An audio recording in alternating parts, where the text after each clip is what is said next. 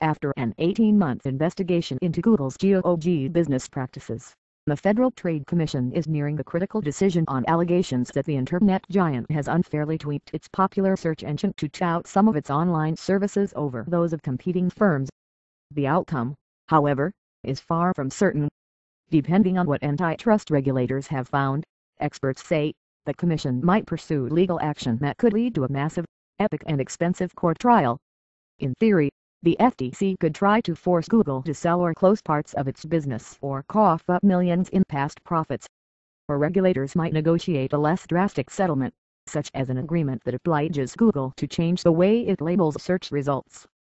The legal and technical issues are complex, said Albert F. Fuller, an attorney and president of the American Antitrust Institute.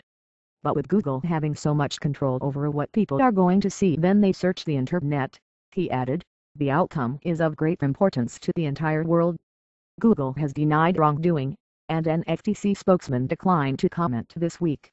But in recent weeks, Bloomberg and Reuters news reports citing unnamed sources have said the FTC staff is recommending that the agency file a lawsuit charging Google with anti-competitive behavior. With the presidential election over, many expect the 5-member commission will decide how to proceed by the end of this year. The FTC has focused on claims that Google's search results have emphasized its own products, such as online shopping or travel services, while giving less prominence to smaller competitors in those fields. Officials also reportedly have contacted gadget makers who use Google's Android mobile software, asking if Google pressured them to block programs that interfere or compete with Google services. The Commission also is looking at whether Google's Motorola division has complied with legal obligations to let other companies use its patented mobile technology for a reasonable fee. But it's the search allegations that strike at the core of Google's business, by questioning the elaborate and finely tuned systems that Google employs to answer more than 3 billion queries from the world's internet users each day. This is their heart and soul, said Harry First, the New York University law professor and antitrust expert. So it would not surprise me if they fight these allegations very vigorously. For now, Google has taken a low-key approach. While generally declining to comment, the company has pledged to answer regulators' questions. We've taken an approach to work with them, Google CEO Larry Page told a tech audience last month. I'm hopeful that we'll continue to work well. Still, he added, I do think that over-regulation of the internet and restriction of what people can do is a big risk for us. Google handles more than 2/3 of all internet search queries posed in the United States, according to research firm Comscore. Critics, including online review site Yelp and shopping service Nextag, have claimed their business suffered because Google tweaked its search functions in ways that gave higher prominence to Google services that compete with those companies. Google has become a brand killer, Nextag CEO Jeffrey Katz charged in a guest column for The Wall Street Journal. In response, Google Senior Vice President Amit Singhal wrote in a blog post that, while the company is constantly fine-tuning its criteria, we don't make changes to our algorithms to hurt competitors.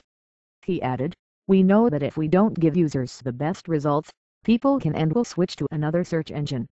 Given the complexity of Google's search engine, several experts said it's probably not practical for the FTC to dictate changes in the technical algorithms. And on the legal basis, Google has argued that its determination of the best search results is a scientific opinion and thus a form of free speech. As an alternative, Fuller said, the government could try to force Google to close or sell some of its online services, to eliminate concerns about favoritism. But he said regulators face high legal barriers to such a drastic move. Another option involves changing the way Google displays search results, for example, by clearly separating and labeling listings for Google-owned services or items that are paid advertisements. Google already identifies paid listings, although critics say it could make those labels more prominent. Google has also been in talks with European antitrust authorities over issues similar to those raised by the FTC.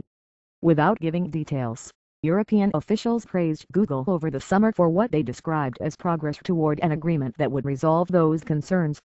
One prominent critic is pushing for legal action in the United States, arguing that a trial would force Google to account for its methods in open court. We don't like the whole notion of secret negotiations and then a settlement, because that produces worthless results, said Garrett Reback, a Silicon Valley antitrust attorney advising several companies that have complained about Google. But antitrust expert David Balto said a trial would be a tremendous waste of resources.